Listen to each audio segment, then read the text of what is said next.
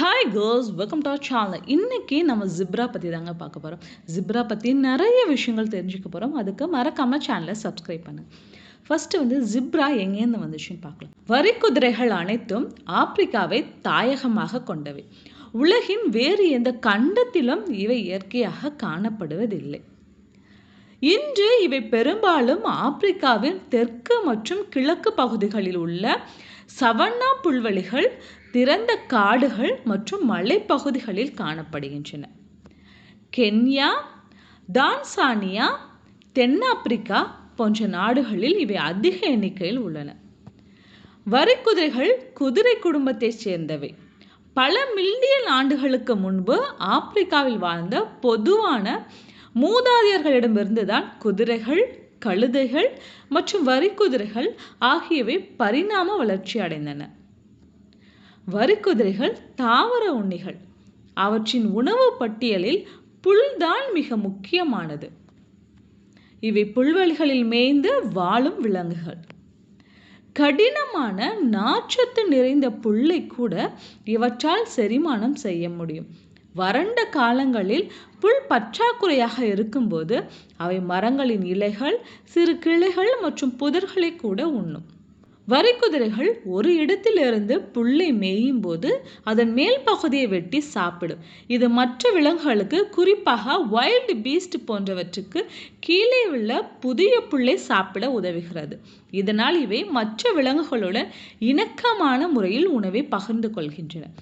இவை ஒரு நாளைக்கு நீண்ட நேரம் மேய்வதில் செலவிடும்.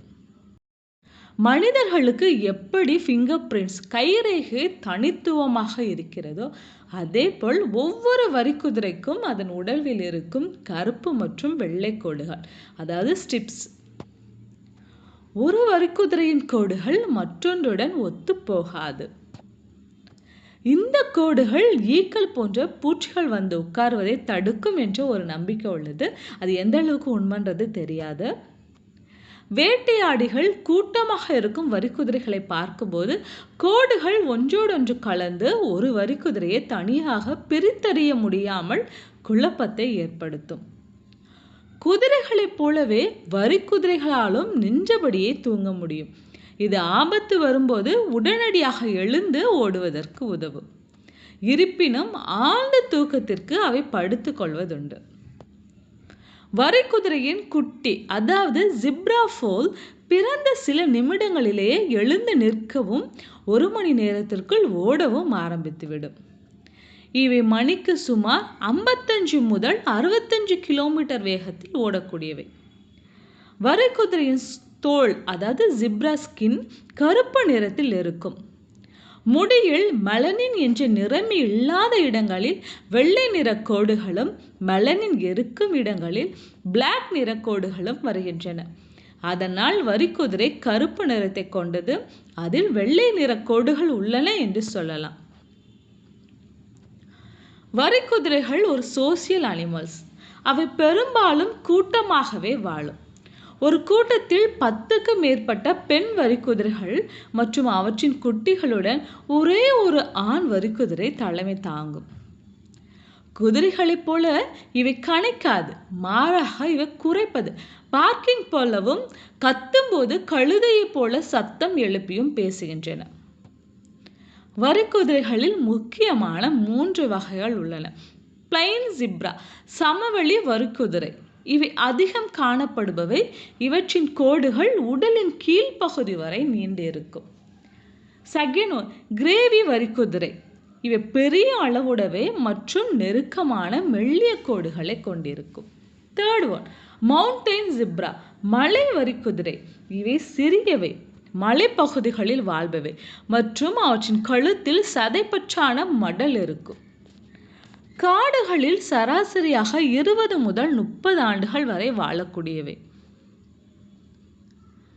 வரிக்குதிரைகளுக்கு வனத்தில் இருக்கும் முக்கிய எதிரிகள் லயன் மற்றும் ஹைனா, சிங்கங்கள் மற்றும் கழுதை புலிகள்.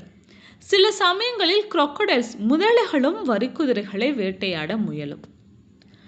வேட்டையாடிகள் தாக்கும்போது கூட்டமாக இருப்பது அவற்றை குழப்பும். ஒரு சிங்கம் கூட்டத்தின் மீது பாயும்போது கோடுகள் ஒன்றோடு ஒன்று கலந்து எந்த விலங்கை தாக்க வேண்டும் என்று சிங்கம் தடுமாறுவதற்கு வாய்ப்புள்ளது.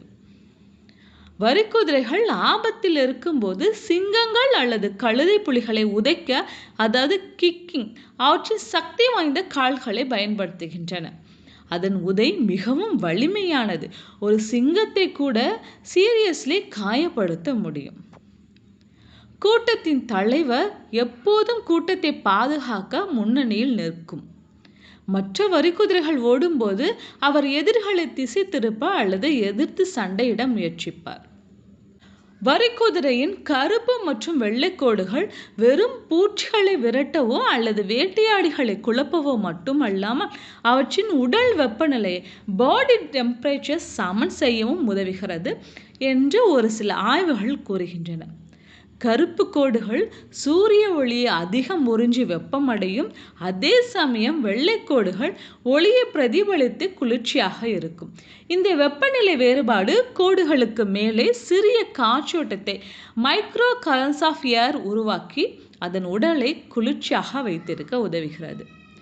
குதிரை, கழுதை மற்றும் வரிக்குதிரை அனைத்தும் ஒரே குடும்பத்தைச் சேர்ந்தவை. ஒரு ஆண் கழுதையும் டாங்கி, ஒரு பெண் வரிக்குதிரையும் ஜிப்ரா இனப்பெருக்கம் செய்தால் பிறக்கும் கலப்பின விலங்குக்கு ஜோங்கி என்று பெயர், அல்லது ஜோஸ், ஜோனி போன்ற பெயர்களும் உண்டு. இந்த கலப்பினம் மலட்டுத்தன்மை கொண்டது, அதாவது அவற்றால் மேலும் குட்டிகளை உருவாக்க முடியாது. ஜோங்கியின் உடலில் ஒரு சில இடங்களில் மட்டுமே வரிக்குதிரையின் கோடுகளும் மற்ற பகுதிகளில் கழுதை போலவும் இருக்கும். வரிக்குதிரைகள் தங்கள் கூட்டத்தில் வலுவான சமூக பிணைப்பை கொண்டுள்ளன, ஸ்ட்ராங் சோசியல் பாண்ட்ஸ்.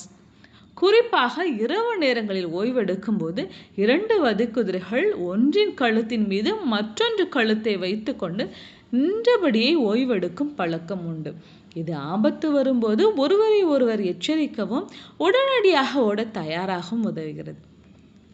இந்த தகவல் உங்களுக்கு புதிதாகவும் சுவாரஸ்யமானதாகவும் இருக்கும் என்று நம்புகிறேன். வேறு ஏதேனும் விலங்குகள் பற்றி தெரிந்து கொள்ள வேண்டுமா? மறக்காம கமெண்ட் பண்ணுங்க.